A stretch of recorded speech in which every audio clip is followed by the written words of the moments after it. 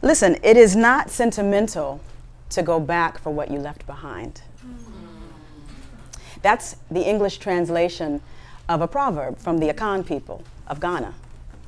And from that proverb comes the term Sankofa, which loosely translated means to go back and get it.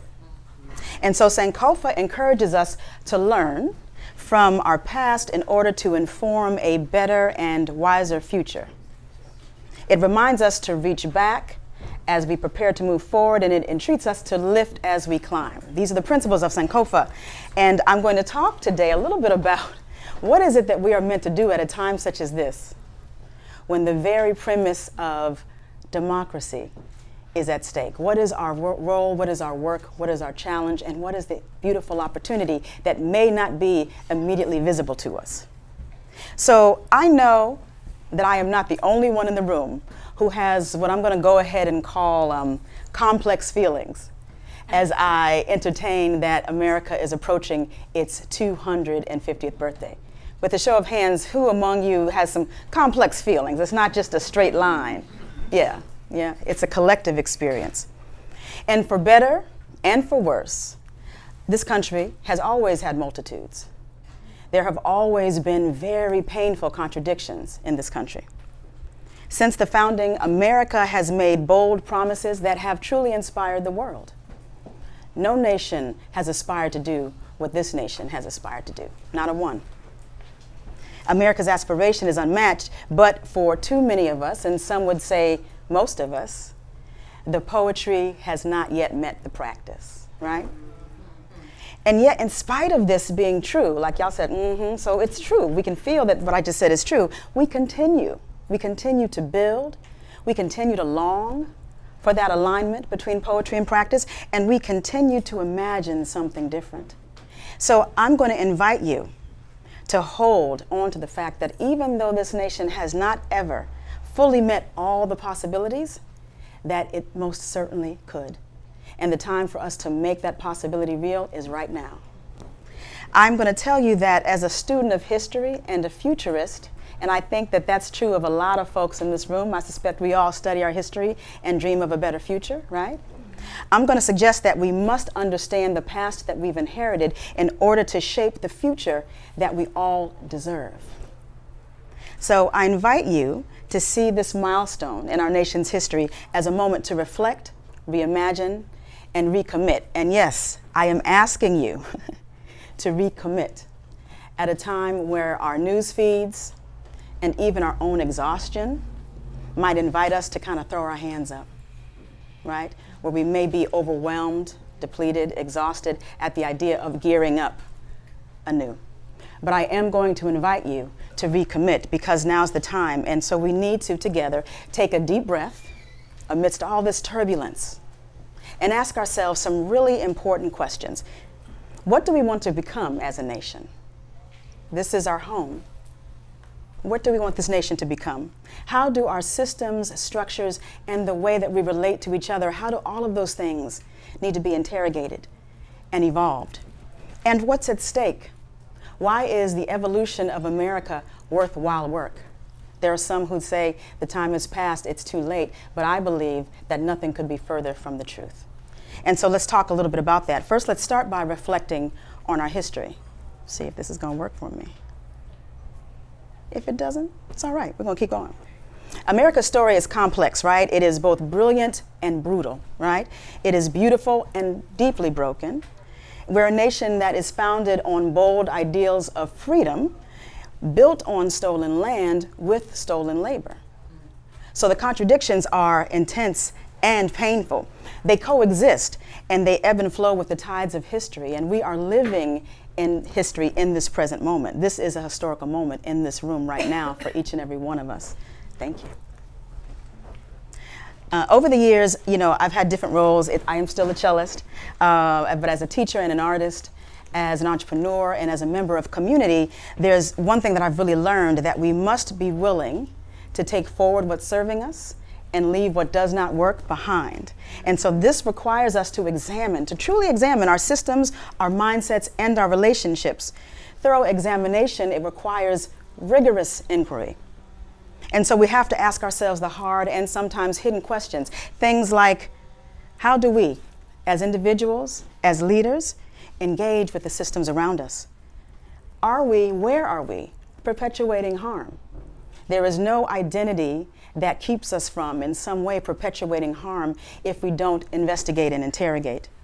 And to what extent are our minds kind of steeped in binaries, either or thinking, that reduces people to two-dimensional caricatures instead of really holding space for the complexity of their humanity? This is not the time to put people easily into solid categories. This is a time to, when somebody does a thing that typically you would say means they are one of them, to pause, to breathe, and to consider that you don't actually have all the information you need to do the work that needs to be done. One truth about America that has persisted from its founding to today is that there is an abundance of genius in communities all over this country. Martha's Vineyard is a magical place, but guess what, y'all? There are magical places all over this incredible nation. And so what can we do to get more access to the magic? When we invest in leaders who are what we at New Prophet call proximate, what does that mean? What we mean by that is not representation and identity politics. What we mean is people who are immersed in a system, immersed in a community, have deep expertise that we need, that we can no longer say we want to change the systems and change the world, but overlook the input of people whose experience may be different from our own. And now this is important because a lot of our formal structures of power and resource, a lot of the holders of resource, they use what we call lazy proxy. What school did you go to? Whose family are you from? Do you talk the way that I talk? Is there somebody who has power who can vouch for you, right? We call those lazy proxies, and I would offer that if the interest is to contribute to the evolution of America, that we must all immediately and permanently get out of the business of using those lazy proxies. Doesn't mean we can't have community and tribe and places that feel like home. Those places matter. But we can't confuse our circle with our broader community. There's a difference there. So let's go into a little bit of imagining our future. In 2042, there will be no single racial majority in the United States of America. Let that sink in, right? For a nation that was founded, centered around core ideas and constructs around race and hierarchies of value based on race, that in 2042, there will be no single racial majority. In addition, we're living in the most age-diverse time of our history as a species. Right now, in many communities, we have 6 generations living in community. Many of you are leading businesses where you have young folks and folks who are perhaps a bit more seasoned working side by side. Now, what does that mean? It means a lot of things. There's lots of jokes and comedy around intergenerational work. It means that, hey, you have some folks who think that zooming and pinching a screen is the most natural thing in the world. They see a flat screen, they want to touch it, right?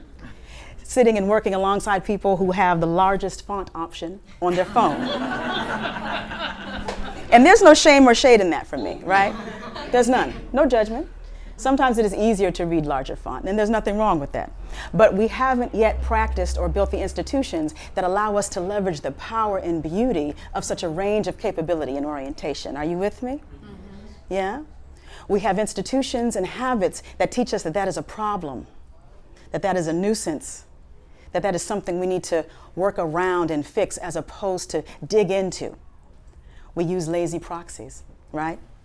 The other piece I want you to think about when we consider American evolution is that this is quite a moment. If we're saying that we have the most diversity of race, culture, and ethnicity, and we have the most age diversity that we've ever had, isn't that a moment that is rich with possibility? Consider that. If we have more resource, more insight, more perspective than we've ever had, then this is the time to evolve this nation. It's actually right now, even though it feels like this is the most difficult moment that we have lived through together. And in some ways it is. But it is also that rich with opportunity. So let's talk about what's required of us. There's a few tools that I would offer we need if the goal is to recommit to an American evolution. One is we must accelerate trust, especially when it feels like that is the hardest thing in the world to do.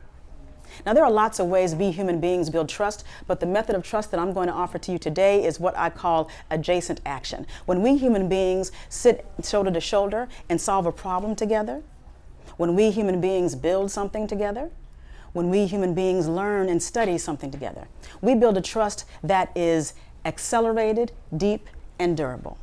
So we need to find ways to do adjacent action with people, even whom we may not recognize immediately as safe, as knowable, as familiar. So that's important. We have to really consider this. A Samoan climate activist, Brianna Fruin, told me, I don't work with people who are like-minded. I work with people who are like-hearted. And what I mean by that, what that means to me, I think y'all got it because you made a sound. But what that means to me is, I'm not that interested in what are your tactics, and your sort of pre-approved methodology. That's all open for renegotiation. What I want to know is, do you long for the same things I long for yourself, for your family, for your community? That's like-hearted. And if we're like-hearted, then we can figure out what our shared work actually looks like. Okay? The next tool for recommitting to an American evolution is proximity and partnership. I talked a few beats ago about how if we want to identify solutions, then we have to get better at letting lazy proxies go and recognizing excellence that may not be familiar. At New Prophet, I am energized because I work with hundreds of America's problem solvers. Whether it is entrepreneurs, organizers, philanthropists, investors, I'm part of an ecosystem of people who have made a commitment to make things better, who are finding ways to connect across difference, and I'm telling you the evidence is abundant that the solutions are here. They're not in our news feeds. They're not part of the public political discourse. But there are many, many places where those who want a thriving nation are winning and succeeding. Now, I get to see that every day at New Prophet, and I want all of us to see that. I want all of us to have the communities and habits that allow us to know that there are more of us who want people to have opportunity and choice and sovereignty than there are those who do not wish that for everyone. There's some folks like that out there, but they're much smaller in number than we're being led to believe. If you're in proximity, you can see that and live that in the ways that I do. The last piece is radical imagination. If my slides were working, I would have Toni Morrison's quote up. I'm going to say it to you. Toni Morrison said, "Dream the world as it ought to be. Don't let anybody convince you." All right, there we go. Thank you, John. It's good to have it here. These are words that need to be really internalized and understood. I want you to hear them and I want you to see them. So I am going to read it even though it's in front of you. Dream the world as it ought to be. Don't let anybody, no matter what studies they've done, credentials they have, followers they claim, don't let anybody convince you that this is the way the world is and therefore must be. That's the story we're being told, that it must be this way, that there is not the possibility. This is the moment of transformation and we're being misled. It must be the way it ought to be. And I want all of us to leave remembering that and being prepared to remind each other of that, because it gets easy to forget in the kind of time that we're living in. People talk a lot about the word radical, and radical gets a bad rap. It's been politicized in a way that is confusing. The Latin root of the word radical is actually root, getting to the core of a thing. That's why radical surgeries are about a core feature. That's why radical idea is about the root of a system. So when we talk about radical, it's not about fringe. Quite the opposite. The radical is about the core. So we need to get in the business of radical imagination. And again, what are we talking about? The tools that we need to enable an American evolution, accelerate trust through adjacent action, right? Radical imagination, proximity and partnership. And the last, and maybe even the most important, is constellations and coalitions. I mentioned earlier that at New Prophet, I literally know and get to engage with hundreds of America's problem solvers. Many of them are here in this room. Many of you are part of what makes New Prophet an entity in a world where problem solving is happening. I would offer that there are many worlds like this. And so we need to make time to be together. I'm so grateful to John and Val for creating this space, because we need this, do we not? Yes. We need to be in community in this way. If you've ever been somebody who thought, well, I'll get to that community stuff after I meet these goals, let me encourage you to reconsider. This is a time where community is medicine. It is as essential as water. In fact, it is more than medicine, it is lifeblood. So if we are going to enable an American evolution, then we must pour into communities and coalitions. So in closing, like everyone in this room, I stand on the shoulders of giants. I stand on the shoulders of my ancestors. There is nothing that I am facing that is more than what I can handle. Not because I am so great, because I am not, but because I am in community, because I am accelerating trust, because I am in proximity to people who are doing brilliant work, and because I believe that the choices that we make now, what we normalize, the stories we tell, that they are going to shape the story that we tell at the next milestone. So I invite you to be part of an American evolution with me and with one another. The future is going to be shaped by us.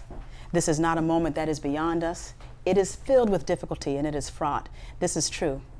But look at the resource we have in this room and beyond this room. Join me in an American evolution. Thank you for your time.